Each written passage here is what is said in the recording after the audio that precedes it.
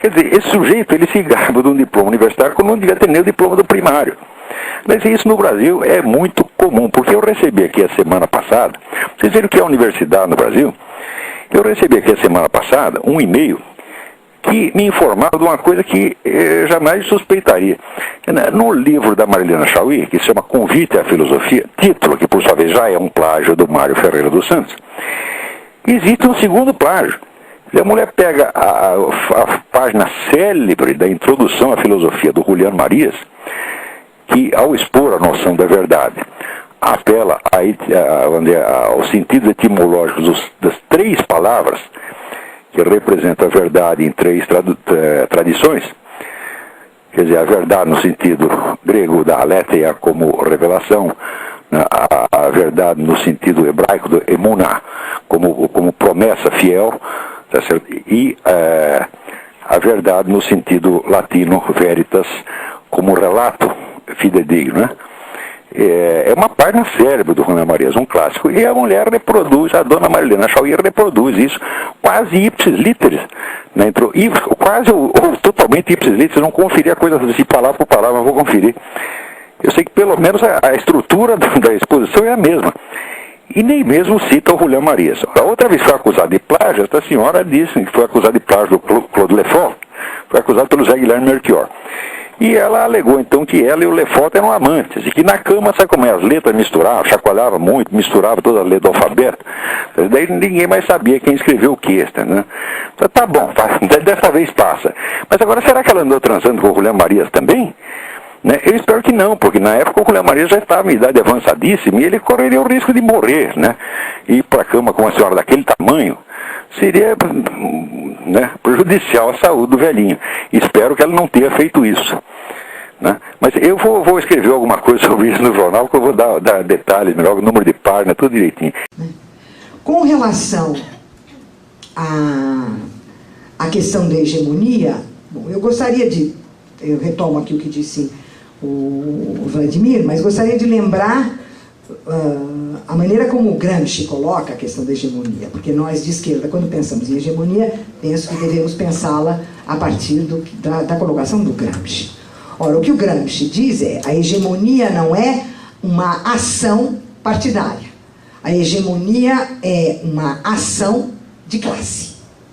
Ele fala na hegemonia burguesa na Itália e na necessidade de construir uma contra-hegemonia.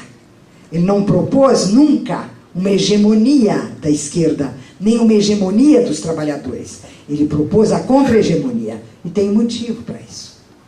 O motivo é que Gramsci, não sendo um totalitário, não sendo um desvalido da esquerda, Gramsci sabia que hegemonia significa o exercício do poder por um conjunto de indivíduos, de uma classe determinada.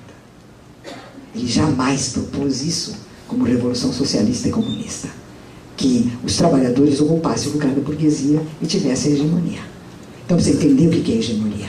E mais, a noção de hegemonia para o Gramsci é a maneira como o poder é exercido, não através do conjunto das instituições políticas, mas através da cultura. E quando ele propõe a contra-hegemonia, o que ele propõe é a contra-cultura. É desmontar o intelectual orgânico da classe dominante e criar o intelectual orgânico da classe trabalhadora, que é o próprio trabalhador. É o trabalhador que é um intelectual. Né? O intelectual não vem de fora da classe. É ele o pensador. Então, se você vai propor uma discussão sobre hegemonia, temos que fazê-la direitinho. Não dá para imaginar que hoje tem hegemonia dos banqueiros, amanhã tem hegemonia das empreiteiras, depois de amanhã tem a hegemonia do MST. Não é isso hegemonia. Né? Hegemonia é um processo, um longo, complicadíssimo processo histórico no campo do exercício do poder através da cultura.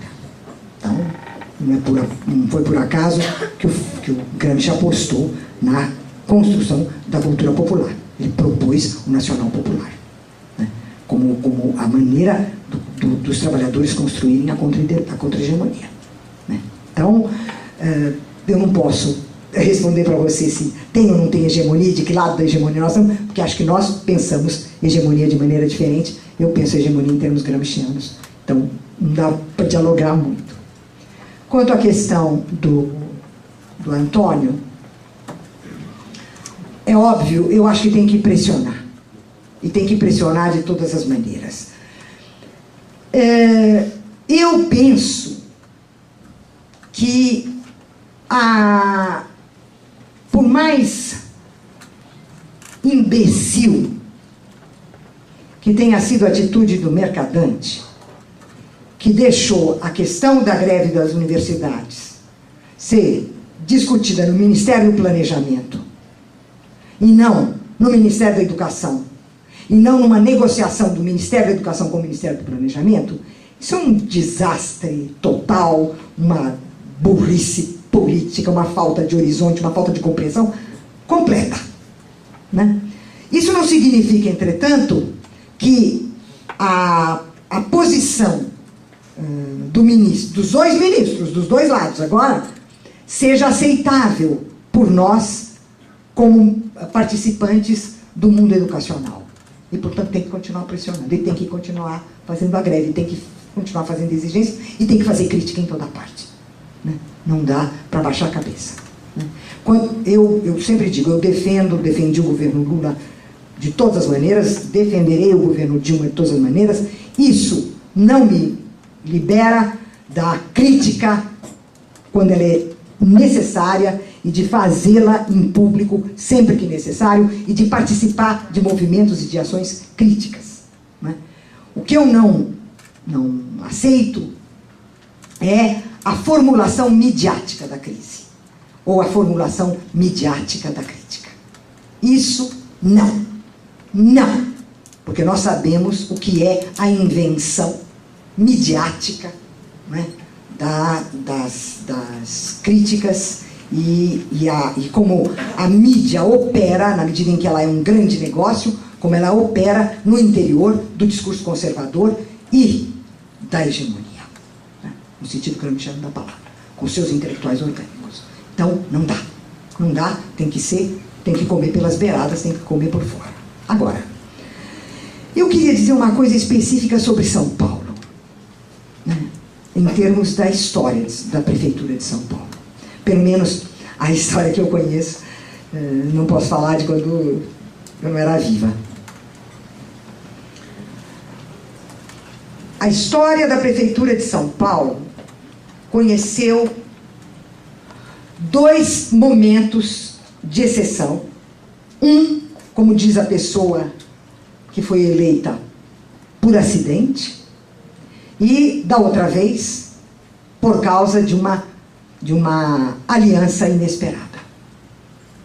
A esquerda ganhou em São Paulo por acidente, como diz a Luísa Erundina, ela sempre diz, eu me tornei prefeita por acidente, porque ela se tornou prefeita com 30% dos votos. Se houvesse segundo turno, ela não seria prefeita. E a Marta foi eleita por um acidente de percurso, isto é, pela aliança que foi feita. E que deu a ela a possibilidade de passar no segundo turno. Historicamente, a esquerda, se juntar os candidatos de todos os partidos de esquerda à Prefeitura de São Paulo, frequentemente isso acontece também no caso do governo do Estado, mas eu vou falar só da Prefeitura, se nós somarmos as intenções de voto dos candidatos de esquerda na cidade de São Paulo, nunca foi além de 12%. Nunca! Então, o fenômeno do russomano não é tão surpreendente para quem viu Jânio Quadros prefeito. Eu vi Jânio Quadros prefeito. Jânio Quadros, vocês sabem, o cara que proibiu a briga de galo, proibiu o uso de biquíni, que dizia filho porque quilo, o homem que sabia gramática, que sabia sintaxe, e que se apresentou como candidato popular da Vila Maria, no tempo que a Vila Maria era periferia, porque hoje ela não é periferia mais, ela é centro integrado, mas ela era periferia. E ele era o homem que veio de longe, ele veio da Vila Maria. Então, para quem viu Jânio Quadros, prefeito, o Russomano fala porque calo. Não é uma coisa espetacular. Eu duvido que ele se eleja. Eu estou acompanhando de muito longe, por várias razões, o que está se passando. Eu não sei qual é o grau de consistência que o Russomano tem para também enfrentar o pedaço, né?